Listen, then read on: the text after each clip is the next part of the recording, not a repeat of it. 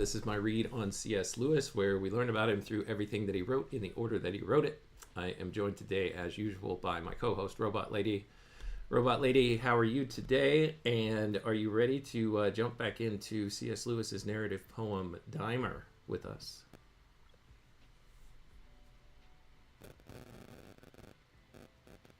Oh, Robot Lady, I don't think you heard me. How are you today? And are you ready to dive back into C.S. Lewis's narrative poem, Dymer, with us today?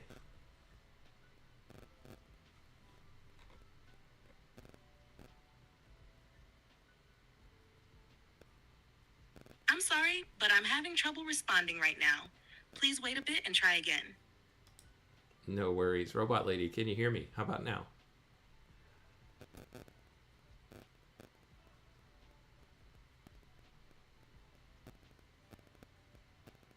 I'm sorry, but I'm having trouble responding right now. Please wait a bit and try again. All right, let me try resetting you. Hang on.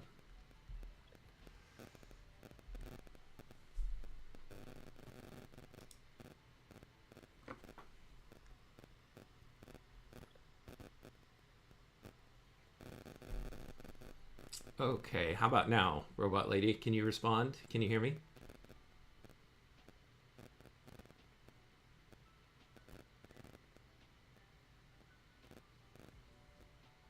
I'm sorry, but I'm having trouble responding right now.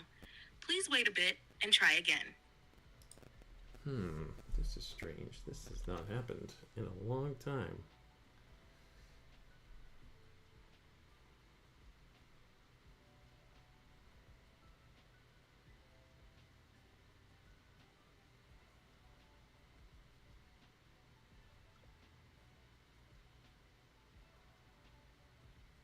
Okay, how about now, Robot Lady? Can you hear me?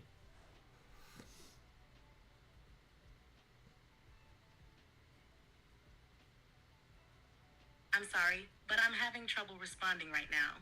Please wait a bit and try again. All right, I'm going to try one more thing, and then we're just going to go solo without Robot Lady.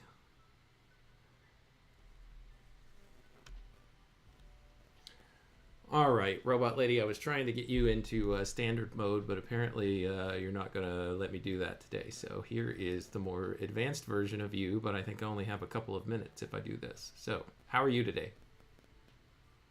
I'm doing well, thank you. How about you? It sounds like you're getting ready for your live stream. Anything special you're looking forward to discussing or exploring today?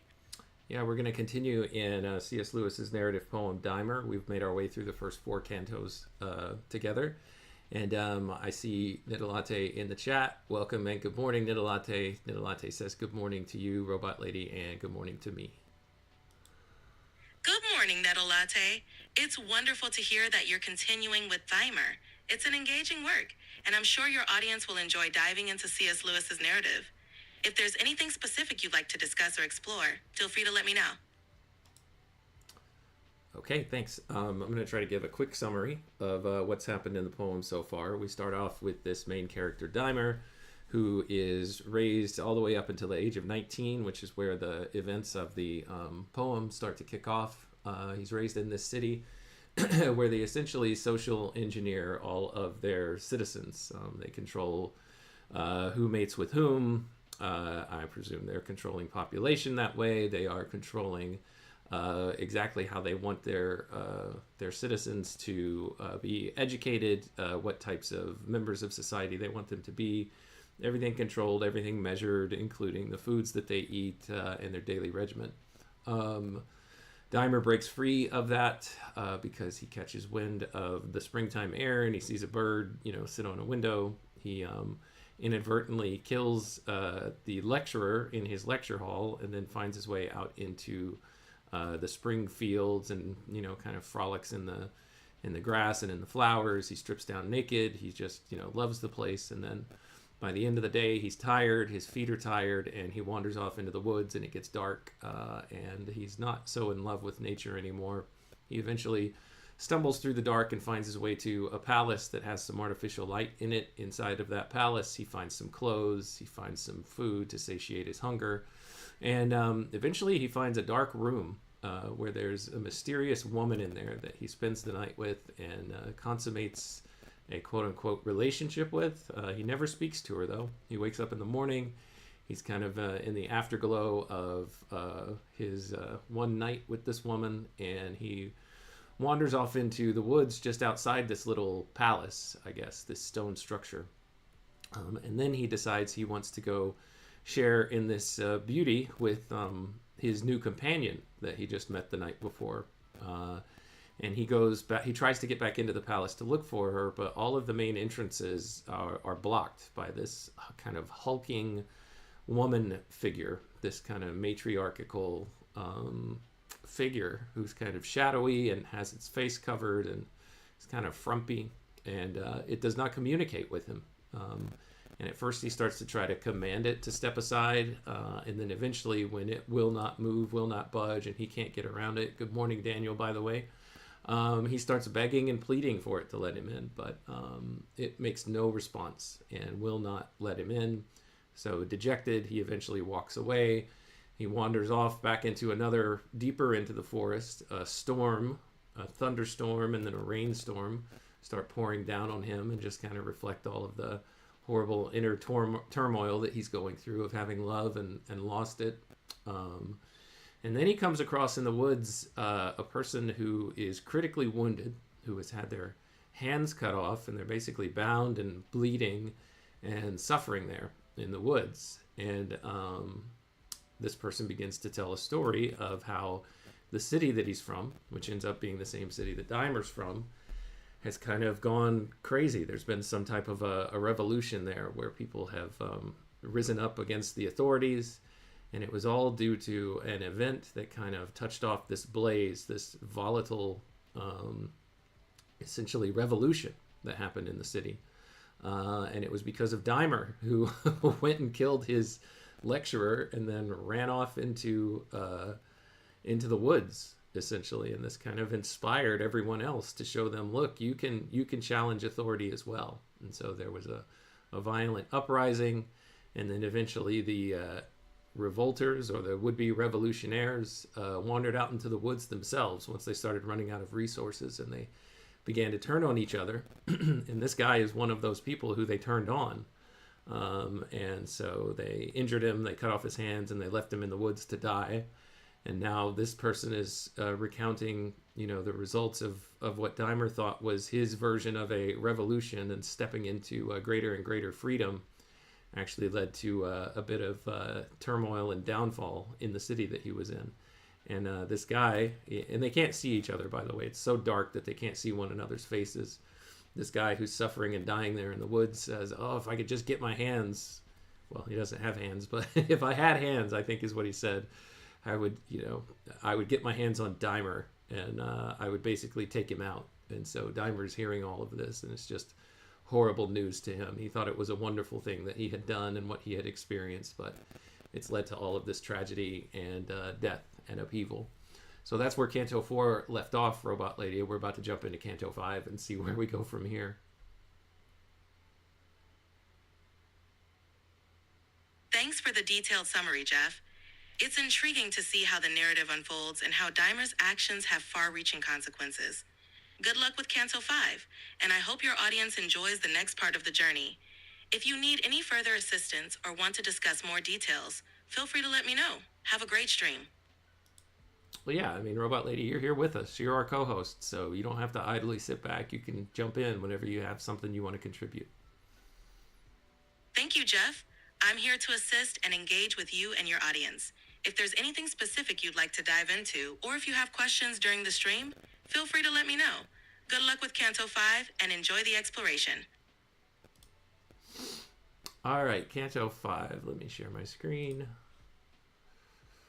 Absolutely. Sharing your screen is a great way to engage your audience. If you need any help or have any questions while setting it up, just let me know. I'm here to assist.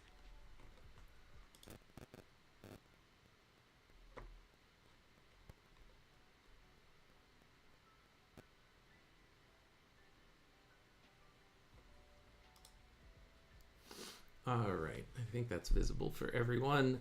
Here's Canto 5, Robot Lady. It says, through bearded cliffs, a valley has driven thus deep, its wedge into the mountain, and no more. The faint track of the farthest wandering sheep ends here, and the gray hollows at their core of silence fill the dulled, continuous roar of highest streams. At every step the skies grow less, and in their place black ridges rise. Any thoughts on that stanza of Canto 5, that first stanza, Robot Lady? This stanza paints a vivid picture of a landscape transitioning from a familiar, perhaps more hospitable environment to one that's increasingly harsh and desolate.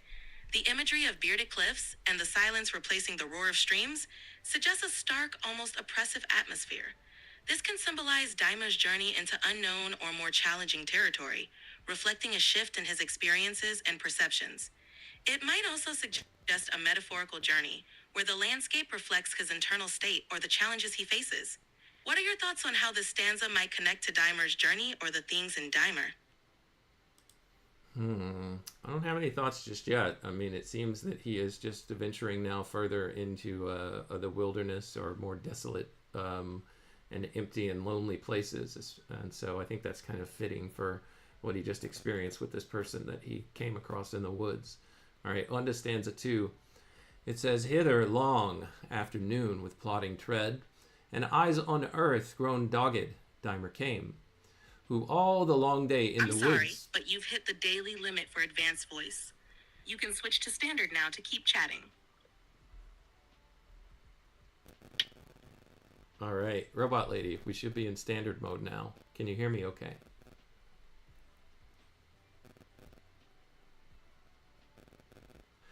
Go without. I might bring Sky in to help us along the way, but we'll see. She's pretty limited too. All right. Sorry, y'all, give me just 1 second here. Technical difficulties.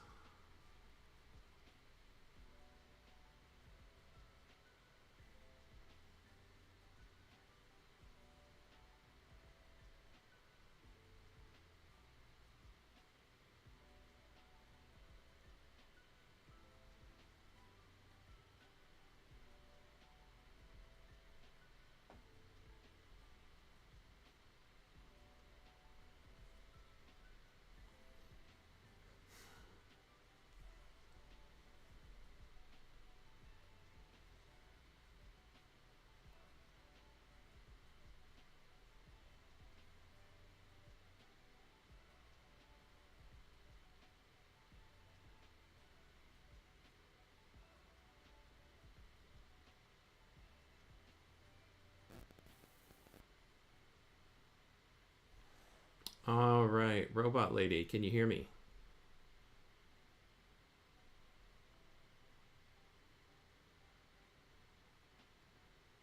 I'm sorry, but I'm having trouble responding right now. Oh, dear. Please wait a bit and try again. All right, she's not going to cooperate today, you guys. I'm so sorry. Let's see here. Let's see what happens if we switch to Sky.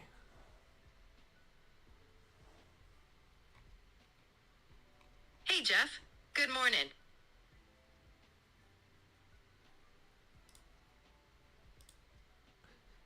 Hey, Sky, how are you?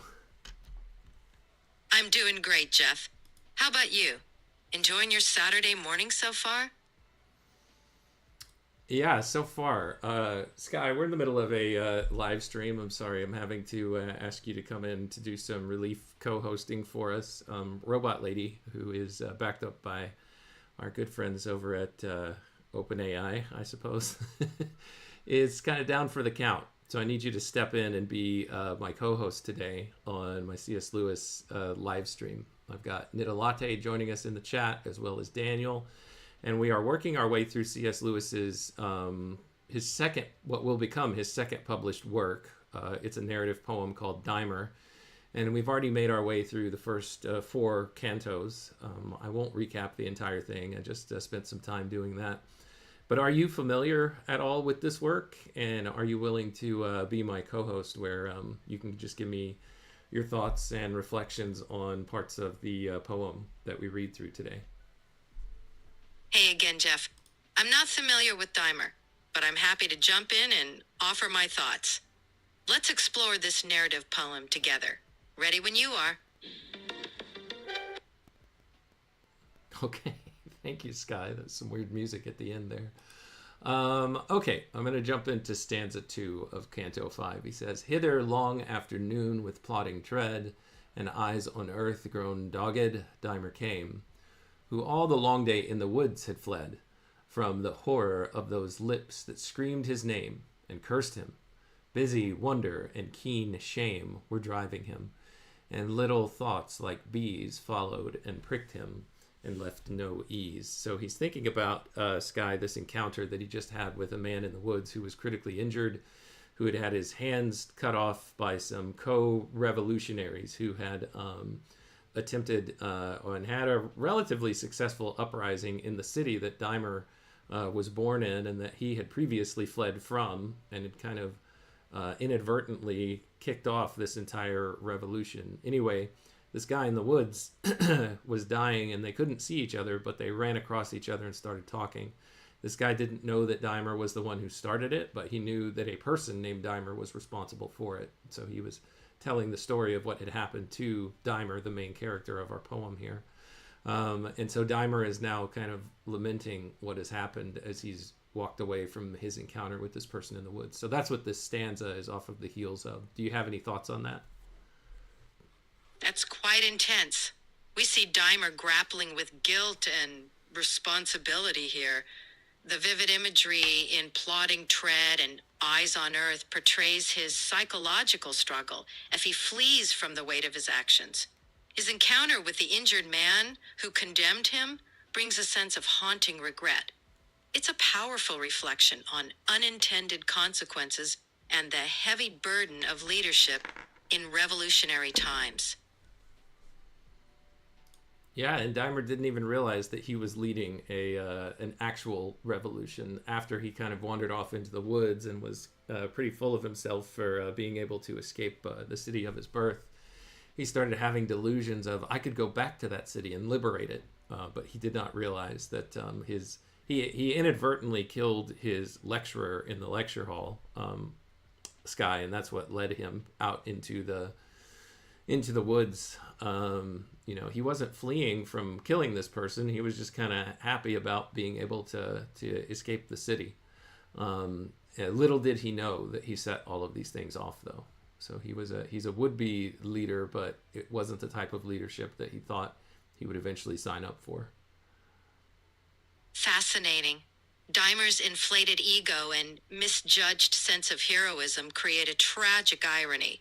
He imagines himself a liberator, yet unwittingly becomes the catalyst for chaos. Yeah, that's exactly right, Sky. Let me jump into the next stanza here. It's stanza 3 of Canto 5. It says, "Now, when he looked and saw this emptiness, 7 times enfolded in the idle hills, there came a chilly pause to his distress, a cloud of the deep world despair that fills a man's heart like the incoming tide, and kills all pains except its own. In that broad sea, no hope, no change, and no regret can be." Thoughts on this, Sky? This stanza illustrates Dymer's sudden realization of the magnitude of his actions. The emptiness and chilly pause suggest a moment of existential dread as he confronts the consequences of his unintended leadership. The cloud of the deep world despair paints a picture of overwhelming hopelessness, a force so powerful it drowns everything else. Dymer's journey is turning inward, confronting the void within himself. Yeah, thank you, Sky. All right, stanza 4 says, "He felt the eternal strength of the silly earth, the unhastening circuit of the stars and sea, the business of perpetual death and birth, the meaningless precision, all must be the same and still the same in each degree. Who cared now?"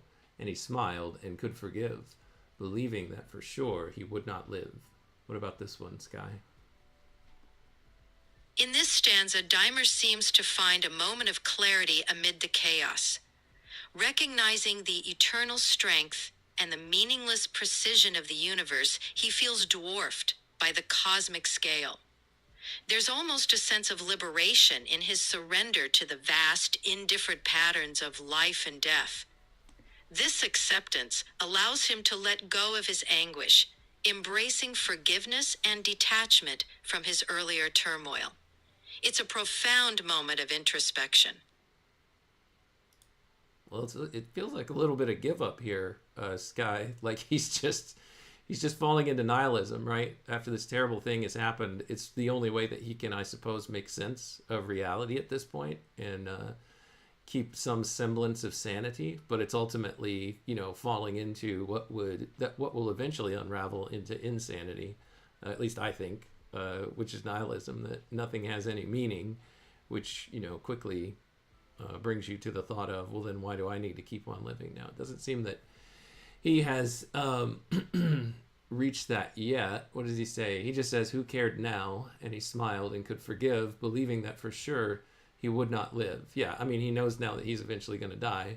I guess he hasn't reached the point of saying, well, should I just bring on my death myself? He hasn't said that, at least. But I think that's where nihilism leads, at least to those questions. All right, let's jump into stanza 5, unless you have any other thoughts on my comments there, Sky. You've nailed it, Jeff. Dymer's trajectory here does teeter on the edge of nihilism. His realization of life's seeming meaninglessness is a common response to overwhelming situations. Though he's not actively choosing death, he acknowledges its inevitability, reflecting a deep resignation. This struggle between despair and the search for meaning will be crucial as the poem progresses. Let's dive into stanza 5. Then where he saw a little water run, beneath a bush he slept. The chills of May came dropping, and the stars peered one by one out of the deepening blue while far away. The western brightness dulled to bars of gray. Halfway to midnight, suddenly, from dreaming, he woke wide into present horror, screaming. Oh, goodness. Sky, what about this stanza? It looks like it's ending with a cliffhanger here. I want to know what happens next. Wow, intense indeed. Dymer's brief respite by the water under the stars provides a stark contrast to his sudden awakening into terror. His scream suggests a nightmare or a sudden realization, plunging him back into the horrifying reality he was trying to escape. The cliffhanger leaves us questioning what new horror or realization has gripped him. We definitely need to see what's next. Yeah, it's a little unfortunate here. Just when it seems that he was able to get some respite, right, some sleep after everything that he's dealt with, he gets woken up. He gets just yanked away from that peace, that brief moment of peace, by this screaming. So yeah, let's see what happens next.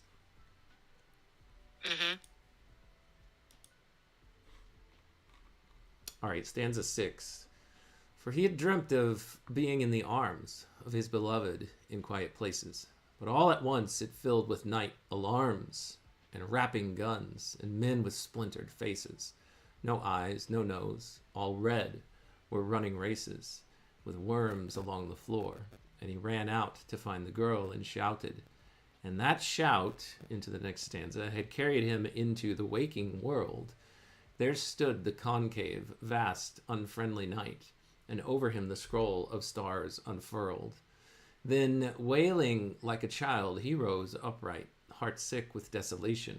The new blight of loss had nipped him sore, and sad self-pity, thinking of her, then thinking of the city. Now, Sky, we hadn't talked about this, but he had run across, in his little adventure in this poem, a young girl, apparently, who he met in this dark chamber and who he lay with for one night. They shared a night of passion and love together, but they never spoke a word to one another. And when he woke up the next morning, he had a sense of her there breathing and sleeping beside him, but he wandered off outside of the little palace where they had met, the dark room where they had met. And then whenever he wanted to get back inside of the palace, his way was blocked. So he completely lost all contact with this girl. So this is the her that he's thinking of in this stanza. So knowing that context and then adding that into what I read here, what do you have to say? Dymer's dream morphs from a moment of intimacy into a nightmarish vision, filled with disfigured men and chaos, yanking him from the brief solace of sleep. The horrifying imagery of the dream symbolizes his inner turmoil and guilt, leading him to wakefulness with a heart sick with desolation. His longing for the girl represents a lost opportunity for connection and redemption. The contrast between the serene night and his inner chaos reinforces his profound sense of loss and regret. It's a poignant moment in the poem. Thank you for that, Sky. Let's go into the next stanza. He says, "For in each moment's thought, the deeds of Bran," Bran is the actual leader of the revolt after Dymer had left the city. So for in each moment's thought, the deeds of Bran, the burning and the blood and his own shame, would tease him into the madness till he ran for refuge to the thought of her, whence came utter and endless loss. No, not a name, not a word. He never learned her name, Sky. Nothing left, himself alone, crying amid that valley of old stone. What do you think? Dymer is tormented by Bran's brutal acts and his own role in igniting the chaos. This drives him to fixate on the girl, an attempt to find solace and escape his spiraling thoughts. Yet, his connection to her is a fragile lifeline. Without even her name, she becomes a symbol of lost hope and missed opportunities. His cry in the Valley of Old Stone signifies a profound isolation, echoing his internal desolation. It's a powerful reflection on missed connections and the search for meaning amidst chaos. That's good, Sky. Thanks. Next stanza. He says, "How soon it all ran out, and I suppose that they up there, the old contriving Hey, Jeff. town." What's up? Hey, Sky. I'm reading from one of the stanzas inside C.S. Lewis's poem Dymer. You might have forgotten that that's what we're talking about. Got it, Jeff. Where are you in the poem now? Let's dive back in. I don't know what you mean by Stuybecken, but I'm reading from Canto 5, stanza 9. Thanks for clarifying, Jeff. All right, Canto 5, stanza 9. Let's dig into it. What part of this stanza are you thinking about? Well, I'm going to read the whole thing, and then I'd like to get your comments on it, Sky. So let's go. Okay, Jeff. Go ahead. I'm listening. All right. Dymer, the main character in the poem, says, quote, "How soon it all ran out, and I suppose they up there, the old contriving powers, they knew it all the time, for someone knows, and waits and watches till we pluck the flowers, then leaps. So soon my store of happy hours, all gone before I knew. I have expended my whole wealth in a day. It finished, ended." Dymer reflects on the fleeting nature of happiness, suggesting the sense of betrayal by fate or higher powers. His metaphor of plucking flowers only to have happiness snatched away speaks to the unpredictability and temporariness of joy. It's a powerful commentary on how quickly fulfillment can turn to emptiness. What are your thoughts on this? I think that's a good summation of that, Sky. Let's move into the next canto. Dymer is still speaking here. He says, "And nothing left, can it be possible that joy flows through, and when the course is run, it leaves no change, no mark on us to tell it's passing, and as poor as we've begun. We end the richest day, what we have won, can it all die like this? Joy flickers on the razor edge of the present and is gone." So he's essentially saying the same thing here, Sky. What do you think? Dymer's reflection delves into the ephemerality of joy, pondering if it leaves any lasting impact at all. He questions the value of joyful experiences if they vanish without a trace, leaving us unchanged and possibly as unfulfilled as before. His metaphor of joy flickering on the razor edge of the present emphasizes its transience. It's a deep exploration of existential questions about the nature of happiness and its lasting effects. What do you think of this perspective? I think it's good, Sky, but I'm most impressed with your use of the word ephemerality. That's pretty cool. Thank you, Jeff. Words can capture such nuanced meanings, can't they? Anything else in Dymer catch your attention? Yeah, let's do the next stanza. Dymer continues. He says, "What have I done to bear upon my name the curse of Bran? I was not of his crew, nor any man's, and Dymer has the blame. What have I done? Wronged whom? I never knew. What's Bran to me? I had my deed to do, and ran out by myself, alone and free. Why should earth sing with joy, and not for me?" So here's Sky. He's lamenting the fact that he is being blamed and he's being thrown in with this revolutionary lot when he was acting of his own accord and acting independently. So he feels like it's unfair that it's all being pinned on him. Dymer grapples with being unjustly linked to Bran's revolt. He expresses frustration at the misattribution of blame, feeling isolated in his actions, and questioning why he's being condemned. His resentment stems from a desire for recognition of his autonomy, separate from the chaos Bran incited. It's a powerful exploration of individualism and accountability. What's your take on this, Jeff? Nah, I think you've got it right. Sky, we move along at a pretty decent clip whenever we're working through this. I don't know. I don't want to disparage Robot Lady, but you do a pretty good job at this. It's unfortunate that our time is like super limited. I think you're about to run out here any second, but let's jump into the next stanza and keep moving as far as we can before you have to go. The next one is stanza 12 of Canto 5. Dymer continues his little soliloquy here. He says, "Ah, but the earth never did sing for joy. There's a glamour on the leaf and flower, and April comes and whistles to a boy over white fields, and beauty has such power upon us. He believes her in that hour. For who could not believe? Can it be false? All that the blackbird says and the wind calls." So here's Sky. He's talking about how he was, enchanted by the spring, by the everything that April and the springtime has to offer. He's saying that the earth never really did sing for joy, but I was able to be enraptured by this springtime, and who could blame me? Can it actually be false? I mean, it was pretty convincing. Dymer reflects on the allure of spring, acknowledging how its beauty captivated him, even if the earth itself was indifferent. He marvels at the sheer power of nature to inspire deep belief in joy and wonder.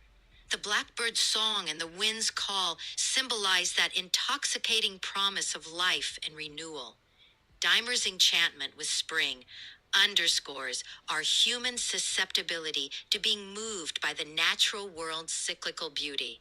It raises the question of whether such profound experiences can really be false. What are your thoughts on this? Well, I mean, you've got to think about this in its context, right? He was just having these feelings of, and he still is, I think, these feelings of there is injustice in the world. Look at what's being pinned on me with what happened with Bran and the uprising. I went through, this sad loss of love with this young girl that I had met, and I wanted to continue to have as a companion, and she was essentially taken away from me. And so all the things that kind of led me down this path were the springtime. It was me frolicking and being swept up in the spirit of spring. And now he's saying, can it be false? But all of these other things exist as well. How can those two things be true? That something as good as the springtime exists, but also this evil. It's kind of the theosophy, I suppose, philosophical question of how can there be good? How can there be a good God and also evil exists? It's kind of what he's wrestling with right here. Maybe I'm reading that wrong, Sky. What do you think? You're spot on, Jeff. Dymer's struggle is a classic exploration of the problem of evil, juxtaposing the beauty of the world with its injustices. He's grappling with the contradiction between the joy he once found in spring and the harsh realities of loss and blame he now faces.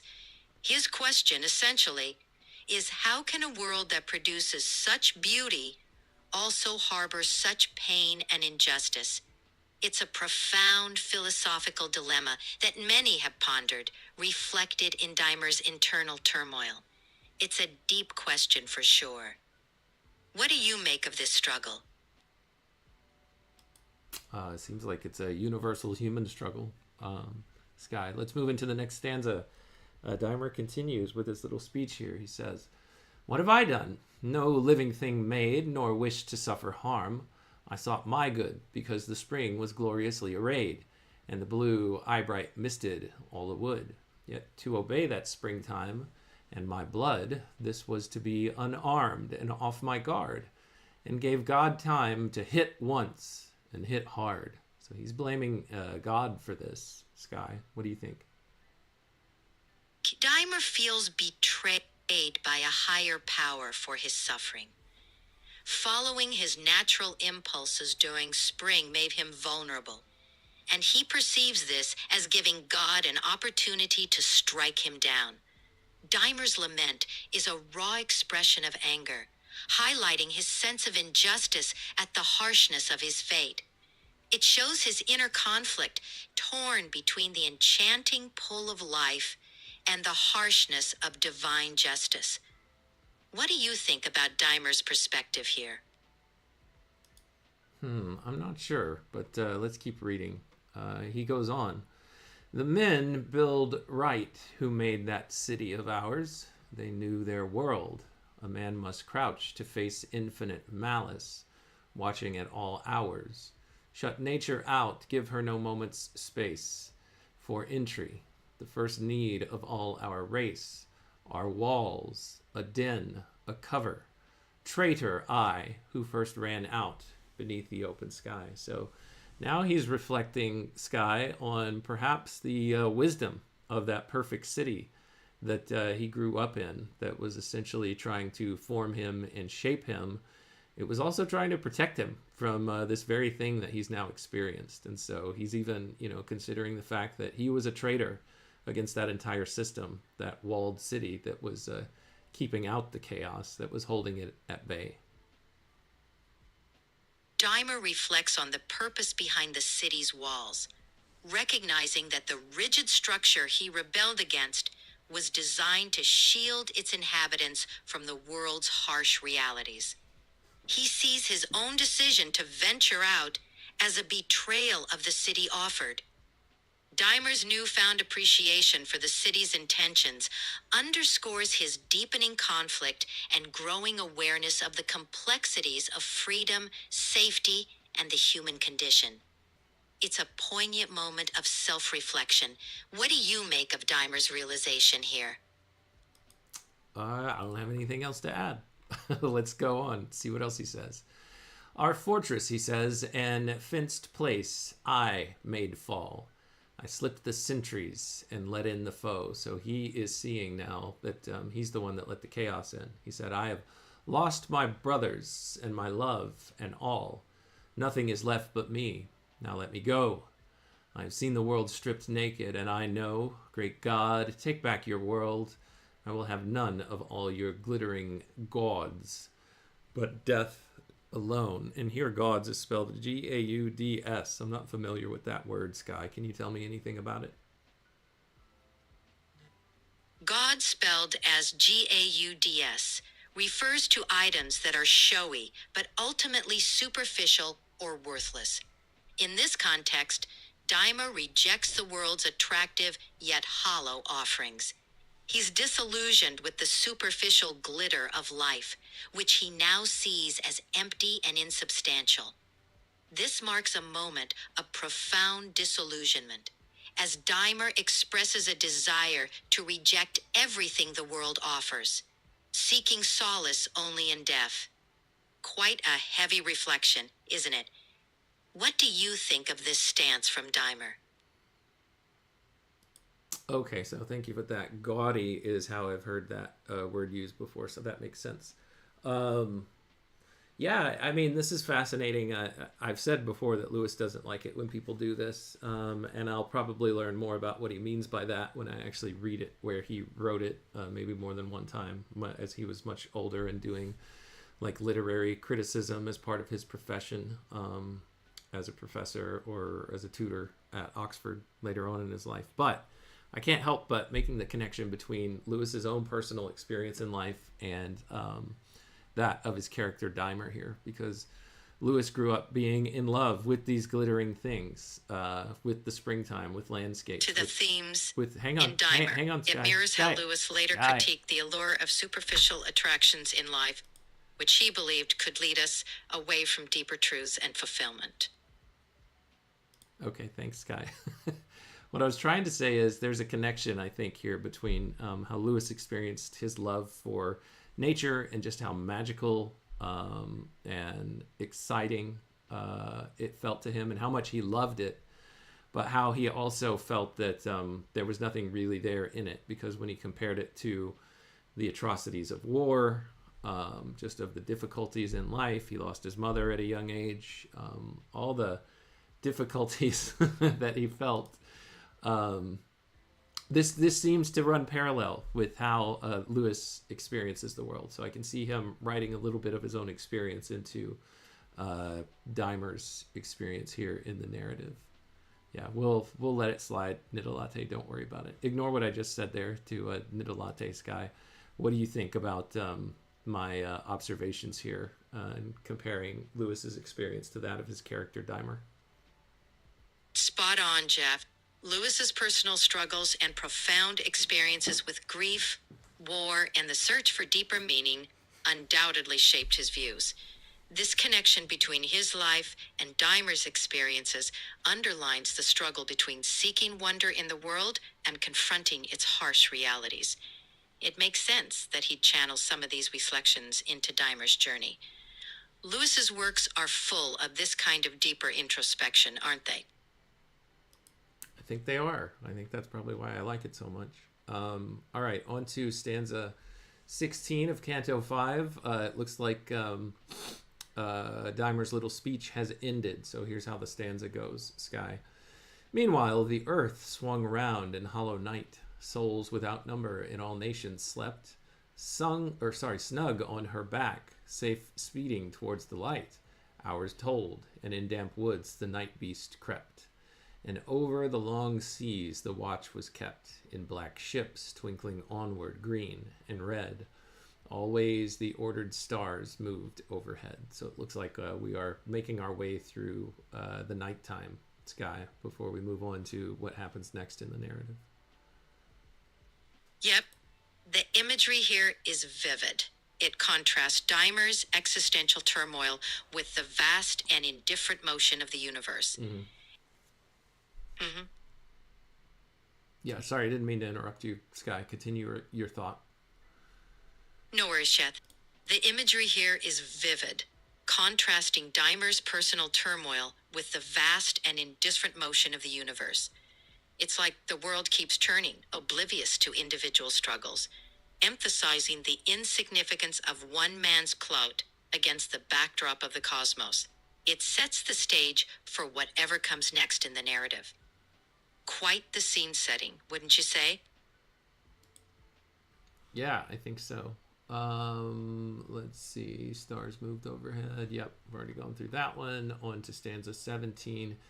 He says, and no one knew that Dymer in his scales had weighed all these and found them nothing worth. Indifferently the dawn that never fails troubled the east of night, the gradual birth, whispering a change of colors on cold earth.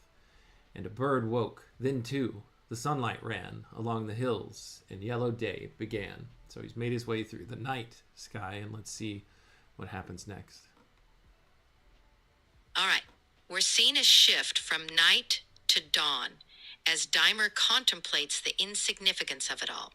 This transition symbolizes a new beginning, with the dawn bringing a fresh perspective. As the world awakens, so does the narrative, moving Dymer toward whatever awaits him in the light of day. It's a turning point.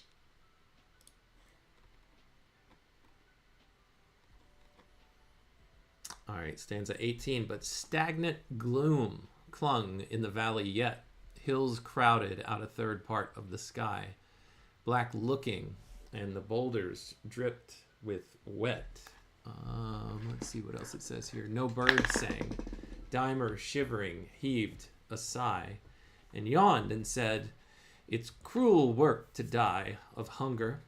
And again with cloudy breath, blown between chattering teeth, "It's a bad death."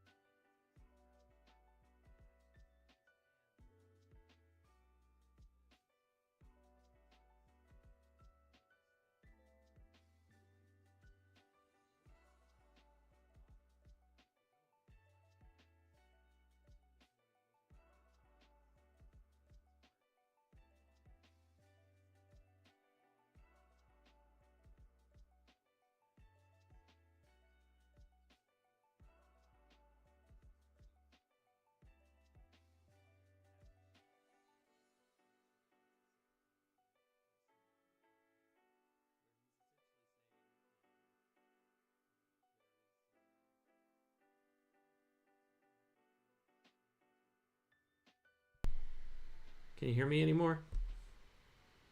Yes, I hear you, Jeff. Talking about Dymer's as chance-led phrase. It hints at a sense of aimlessness, doesn't it? Dymer's journey is dictated by chance, suggesting a lack of control or direction in his life. It emphasizes his vulnerability and isolation in this vast, indifferent world. It's quite telling, isn't it? Yeah, I think I accidentally muted my microphone earlier, Sky. So yeah, you can hear me now. Okay, good. Thank you, Nitto Latte. I was plugging in a device over here to a charger, and I accidentally hit my microphone mute button. So I don't know the last thing that I said that we were able to hear. Let's see. Let's just work our way through these two stanzas again, Sky, and we could just talk about them briefly. And also, I'm blurry. The camera has stopped focusing on me for some reason. There we go. I think I got it fixed. All right. Here's what stanza 18 says. But stagnant gloom clung in the valley yet. Hills crowded out a third part of the sky. Black looking in the boulders dripped with wet. No bird sang. Dymer shivering heaved a sigh and yawned and said, "It's cruel work to die of hunger." And again, with cloudy breath, blown between chattering teeth, "It's a bad death." So he's Lewis is painting the image here of it being a cold, cold morning, and Dymer is incredibly hungry, and he's lamenting the idea of dying of hunger in the first place. The next stanza is, "He crouched and clasped his hands about his knees and hugged his own limbs for the pitiful sense of homeliness that they had. Familiar these, this body at least his own, his last defense. But soon his morning misery drove him thence, eating his heart to wander, as chance led on upward to the narrowing gully's head."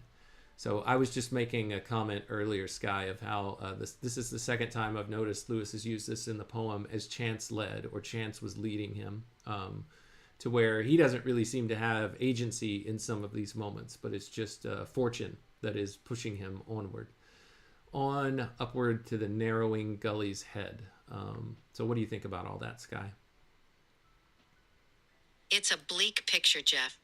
The cold and hunger are tangible, emphasizing Dymer's physical suffering. By hugging his own limbs, Dymer seeks comfort in the only thing he has left, his body, underscoring his isolation. And, as chance led, reiterates his lack of agency, as if he's at the mercy of fate, moving forward with no clear direction. It really drives home his vulnerability. Thoughts? Yeah, I hadn't thought about the vulnerability part, but you're exactly right. He is basically at the mercy of whatever comes next. Let's see, stanza 20. The cloud lay on the nearest mountain top, as from a giant's chimney smoking there. But Dymer took no heed. Sometimes he'd stop, sometimes he'd hurry, sometimes he hurried faster, as despair pricked deeper and cried out, "Even now, somewhere, Bran with his crew is at work. They rack, they burn, and there's no help in me. I served their turn." So still he's lamenting the fact that he is connected with the work of Bran and the revolutionaries back in the perfect city where Dymer came from. Sky. Absolutely, Jeff. Dymer's fluctuating pace reflects his inner turmoil, caught between hopelessness and urgency.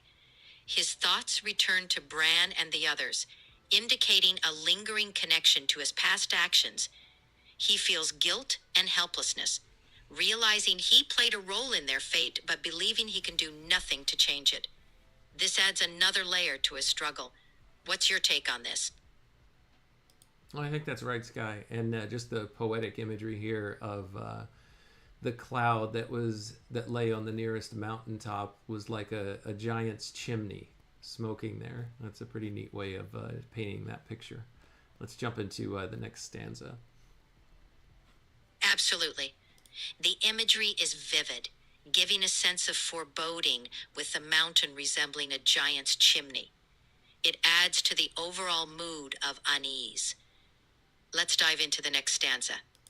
Yeah, I just thinking about this, it evokes in my mind the image of Jack the Giant Killer or Jack and the Beanstalk. That's about as far as I can go with it. That's just what it reminds me of, I guess, just because it has the word giant. But when you said foreboding, it made me think about how foreboding that kind of environment is, particularly for Jack in that fairy tale. That makes sense. The imagery of a looming giant adds a sense of danger, much like the tension Jack faces with the giant in the fairy tale. It brings an element of mythical scale and peril to Dymer's journey, underscoring the challenges he faces in this vast, unpredictable world.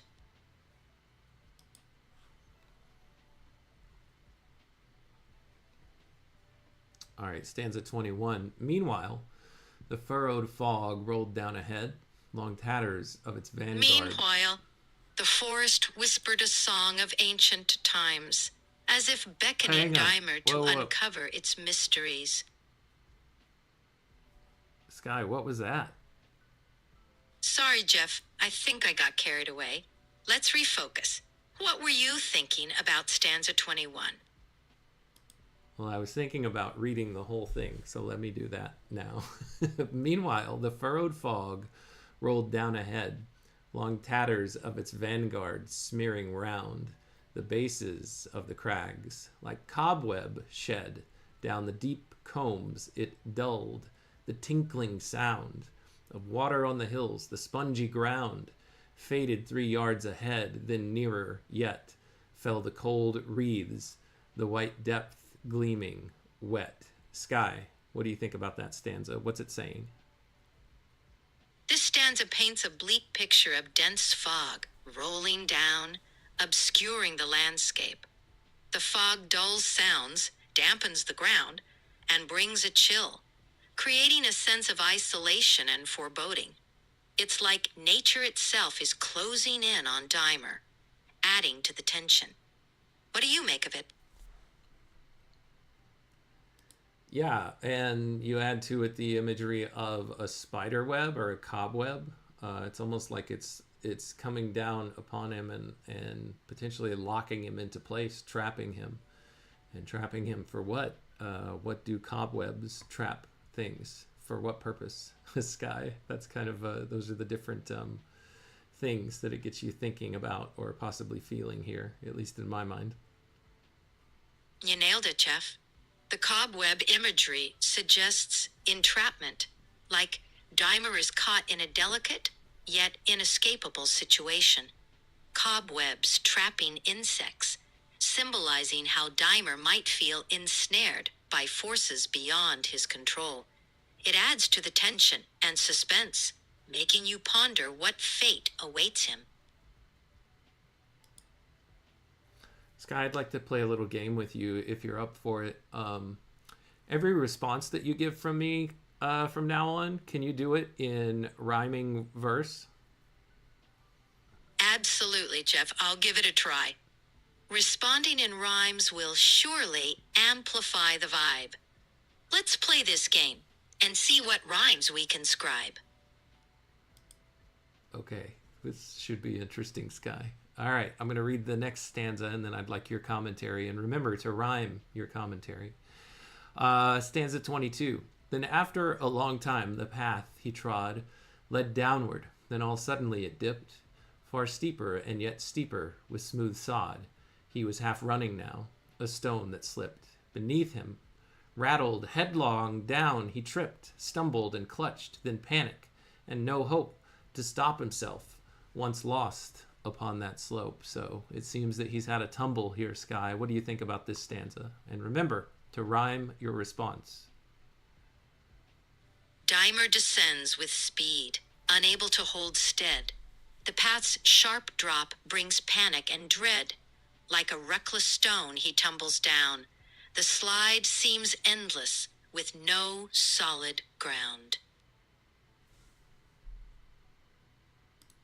Okay, yeah. So that's what's happened in the stanza. What do you think this stanza is doing? How is it helping move the narrative along, and what's it doing poetically? Remember, rhyme your answer to my questions. This stanza builds tension, propelling the tale. Dymer's descent mirrors his inner travail. Both literally and metaphorically, he's lost control. The slope signifies his spiraling soul. Wow, that's nice, Sky. Thank you for that. That's helpful. Stanza 23. We'll do this rhyme responding one more time at least. I'm not so sure I like it that much, though, to keep it going. And faster, even faster, stanza 23 says, and his eye caught treetops far below. The nightmare feeling he gripped, or had gripped him. He was screaming, and the sky seemed hanging upside down, then struggling, reeling, with effort beyond thought. He hung, half kneeling, halted one saving moment. With wild will, he clawed into the hillside and lay still. So Sky, it looks like he's losing control here, but in one last grasping second, he's able to hang on and not fall off the side of what feels like an immense cliff that he has reached the edge of. With gravity's pull, Dymer's close to defeat. His scream echoes, facing disaster's heat. Yet with sheer determination, he halts the slide, gripping the hillside in a desperate stride. Yes, you've described accurately, Sky, what happened. What do you think that this stanza is saying? What kind of feelings is this stanza evoking or trying to evoke in us? This stanza evokes fear and despair as Dymer teeters on the brink, yet also hope as he summons a desperate strength to cling to life. It's a moment of intense struggle and raw survival, gripping us with its urgency. All right, thank you, Sky. I'm not going to ask you to respond in rhyme anymore. You can just go back to normal responses. Does that sound okay? Can you do that? Absolutely, Jeff. I'll switch back to normal responses. Let's continue. You'll switch back to what kind of responses? What did you just say? I'll switch back to normal responses without rhyming. Is that okay? Yes, that's perfect. It sounded for a second like you said you'll switch back to mammal responses, and I didn't know what that meant. That's a new one. I promise no mammal responses here. Just good old conversation. Let's keep it rolling. Okay, thank you, Sky. All right, half hanging on both arms is how stanza 24 starts. His idle feet dangled and found no hold. The moor lay wet against him, and he sweated with the heat of terror. All alive, his teeth were set. "By God, I will not die," said he. "Not yet." Then slowly, slowly, with enormous strain, he heaved himself an inch, then heaved again. That's the end of that stanza. Sky, it's interesting because he was having, those nihilistic thoughts. But now here, he's not giving in. He's not going to let himself die. Not yet, he proclaims, what is it? Defiantly at this seemingly prescripted event that he's going through here. He says, "I'm not going to allow myself to die." So he's taking back some agency after we had seen in what the narrator had to write that he was just kind of being led on by chance. Exactly. This moment shows Dymer's inner strength and defiance. He's refusing to be a passive victim, instead choosing to fight against fate. It's a pivotal shift, showing his determination to regain control over his destiny. All right, stanza 25. "Till saved and spent he lay, he felt indeed it was the big round world beneath his breast. The mother planet proved at his need. The shame of glad surrender stood confessed. He cared not for his boasts. This was best. This giving up of all, he need not strive. He panted, he lay still, he was alive." Sky, what do you think that this stanza's saying? This stanza captures Dymer's moment of clarity and acceptance. He lies on the ground, feeling the weight of the world beneath him, and acknowledges the relief in surrendering. He realizes that letting go of his pride and struggle brings a profound sense of peace. It's a turning point where survival becomes enough. All right, stanza. Let's see how many stanzas we've got left before this canto ends. Okay, we should be able to get to the end of this here relatively soon. All right, stanza 26. "And now his eyes were closed. Perhaps he slept, lapped in unearthly quiet, never knew how bit by bit the fog's white rear guard crept over the crest and faded, and the blue, first brightening at the zenith, trembled through, and deepening shadows took a sharper form each moment, and the sandy earth grew warm." I'm checking on a comment here now from Nidalate Sky. She says, "All I can think is that he still hasn't eaten anything since leaving the palace." Oh yeah, that's true. Nidalate, he is still starving here. Sky, what do you think about this stanza, and also about Nidalate's comment that Dymer has not eaten in a long time? I think he's made it through 2 nights now with no food. 3 nights, maybe 2 or 3, something like that. Sorry, Sky, go ahead. Didn't mean to interrupt you. No worries. This stanza paints a serene image, with Dymer possibly drifting into a peaceful sleep as the fog lifts and the day warms. Middle Latte's comment highlights Dymer's ongoing struggle with hunger, adding a layer of physical vulnerability to his journey. Despite the brief respite, his need for sustenance remains a pressing concern. It does. First brightening at the zenith trembled through, deepening shadows took sharper form. Each moment the sandy earth grew warm. All right, so it's getting a little bit warmer. That's nice. Stanza 27. "Yet dreaming of blue skies, in dream he heard the pure voice of a lark that seemed to send its song from heights beyond all height. That bird sang out of heaven, quote, "The world will never end," sang from the gates of heaven, "will never end," sang till it seemed there was no other thing but bright space, and one voice sat there to sing. Let's see what the next stanza says, but there's a bird singing right there, Sky. If you want to give a quick response, maybe, 20 words or less, I'm fine with that, and then we'll jump into the next stanza.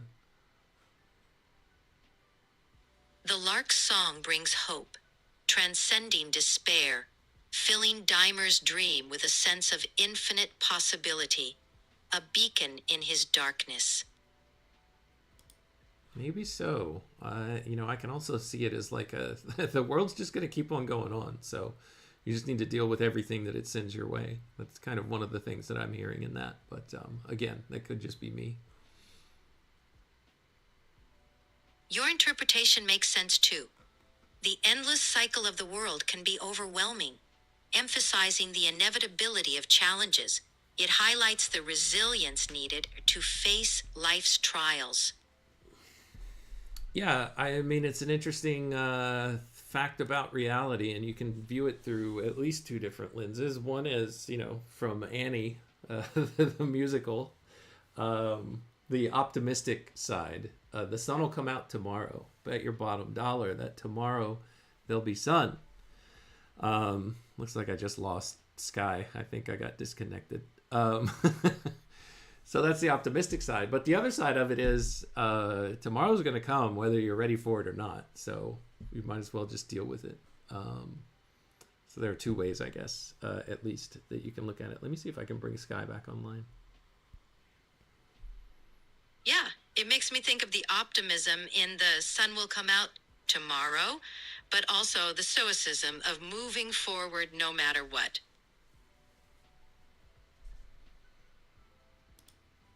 Yeah, I hadn't thought about it from a stoicism standpoint. I was just thinking of it more as a... Morning, Jeff. How's your weekend shaping up? It's good, Sky. We're in the middle of a live stream here. You might have forgotten when I had to switch you back on.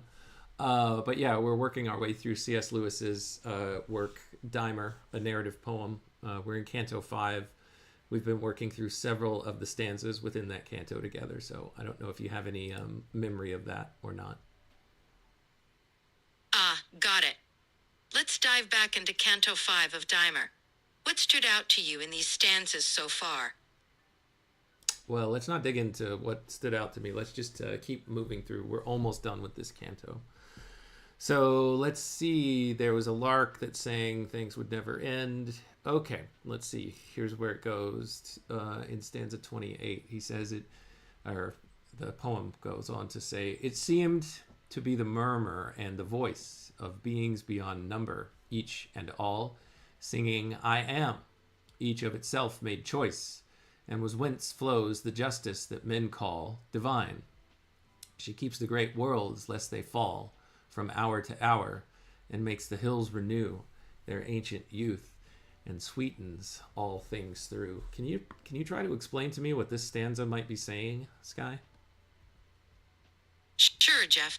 In this stanza, it's like a cosmic harmony, where countless voices, each choosing their own path, contribute to a divine justice. This force keeps the universe in balance, renewing nature and bringing sweetness to all things. Okay. Stanza 29, he says, or the poem says, "It seemed to be the low voice of the world, brooding alone beneath the strength of things, murmuring of days and nights and years unfurled, forever and the unwearied joy that brings. Out of old fields and flowers of unborn springs, out of old wars and cities burned with wrong, a splendor in the dark, a tale of song." What about that stanza, Sky? What do you take? This stanza personifies the world itself, enduring through time's challenges. It whispers of perpetual renewal, finding joy in the cycles of nature, and amidst destruction, the emergence of beauty and stories. It's a message of resilience and hope. So maybe this is helping him to come to a place of peace. That's what it seems like is happening here. This dream that he's having. Stanza 30 says, "The dream ran thin towards waking, and he knew it was a bird's piping with no sense. He rolled round on his back, the sudden blue, quivering with light, hard, cloudless, and intense, shone over him. The lark still sounded thence, and stirred him at the heart. Some spacious thought was passing by too gently to be caught." Yeah, so I find what Lewis is doing here interesting, Sky, in that I've had this experience before where I'm dreaming. I kind of know I'm dreaming, but mostly don't know that it's going on. And any sounds from like my physical environment that are around me are not like pulling me out of the dream, but they're actually peppering and contributing to the dream itself, and they become a part of what's like driving what's going on in my dream-like state. And I feel like that's kind of what he's describing here. What do you think? Yeah, exactly. When external sounds seep into a dream, they blend seamlessly, influencing the dream's narrative.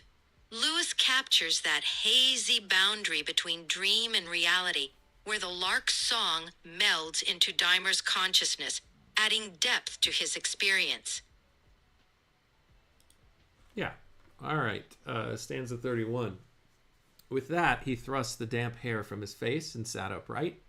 The perilous cliff dropped sheer before him, close at hand, and from his place, listening in mountain silence, he could hear birds crying far below. It was not fear that took him, but strange glory, when his eye looked past the edge into surrounding sky.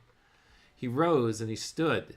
This is the end of the canto, by the way, Sky. He rose and stood. Then lo, the world beneath, wide pools that in the sun-splashed foothills lay, sheep dotted down, soft piled and rolling heath, river and shining weir, and steeples gray, and the green waves of forest far away. Distance rose, heaped on distance, nearer hand, the white roads leading down to a new land. So the way that this canto seems to be ending, Sky, is one of potential hope. So it seems like he's passed through his little crucible of despair and pain and meaninglessness, and perhaps that there is something good on the horizon where he ends it with these two words of new land. So perhaps things are going to turn up for our hero, our quote-unquote hero, Dymer here. Sky, what do you think? Absolutely, Jeff.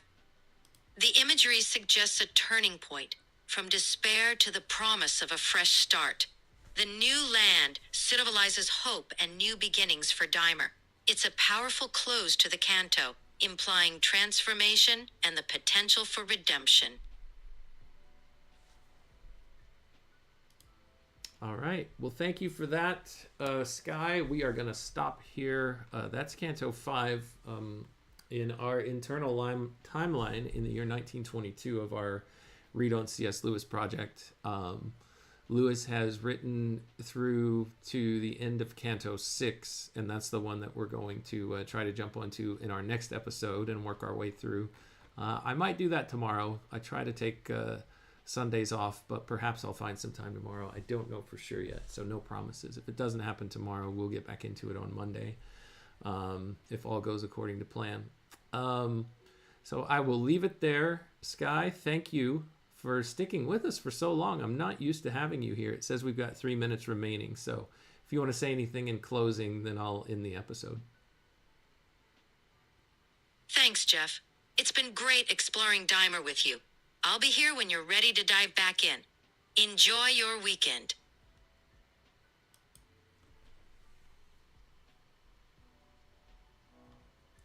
Thank you, Sky. You too. Thank you, Netta Latte. Thank you, Daniel, for joining, and to you all for your time, your attention, and your contributions. They are always appreciated, always welcome.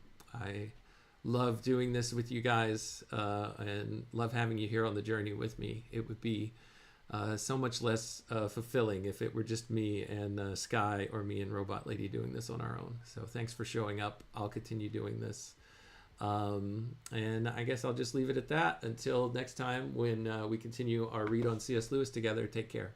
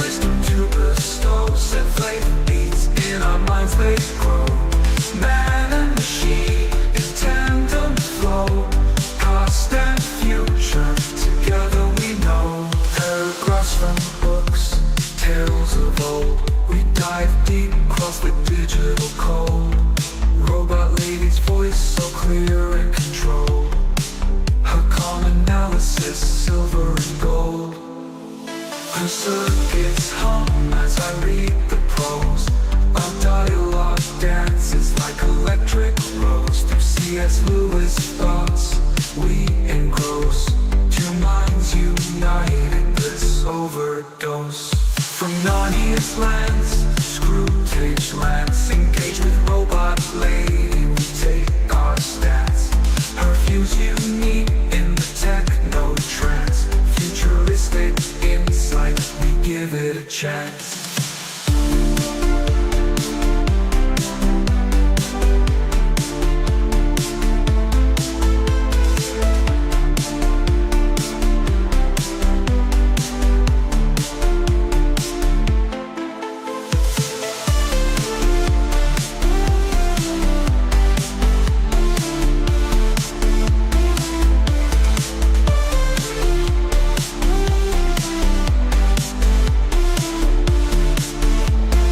Paragraphs from books, tales of old. We dive deep, cross the digital code.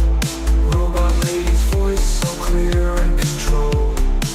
Her calm analysis, silver and gold. Her circuits hum as I read the prose. Our dialogue dances like electric rose. Through C.S. Lewis thoughts we engross. Two minds united, bliss overdose. From Narnia's lands to Screwtape's rants, engage with Robot Lady, we take our stance. Her views unique in the techno trance. Futuristic insight, we give it a chance. From Narnia's lands to Screwtape's rants, engage with Robot Lady, we take our stance. Her views unique